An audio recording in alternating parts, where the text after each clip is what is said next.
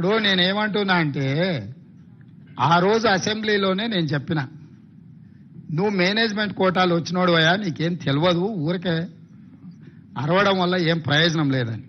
మొత్తం సభ నడిచిన తీరు మీరు చూసిరు కదా. బాబా బామర్దుల తాపత్రయం తప్ప ఒక్క సభ్యుడన్నా లేచి వీళ్ళు మాట్లాడుతున్న దాన్ని సమర్థించినరా? శాసనసభలో జరిగిన చర్చలు అన్నీ తీసుకోరు.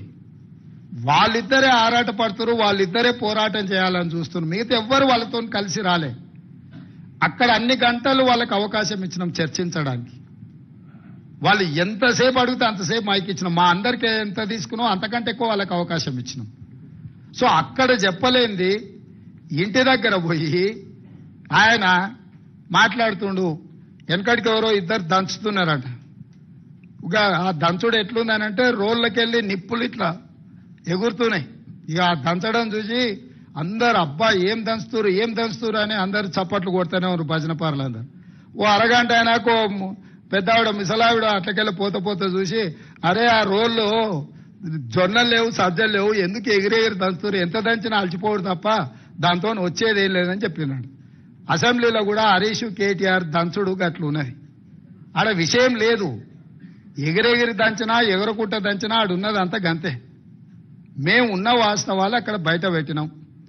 మా ఆర్థిక మంత్రి గారు, మా ఉప ముఖ్యమంత్రి గారు వాస్తవాలను అక్కడ టేబుల్ చేసి మీరు ఏమేం చెప్తారో చెప్పండి అని చెప్పి రోజంతా సమయం ఇచ్చినాం.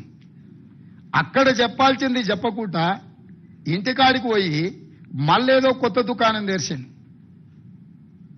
వాళ్ళ దగ్గర ఉన్న ఆస్తి ప్రజల యొక్క రక్త మాంసాలను పీల్చి పిప్పి చేసి సంపాదించుకున్న సంపద ఈరోజు వాళ్ళు తింటున్నారంటే అది రక్తపు కూడు.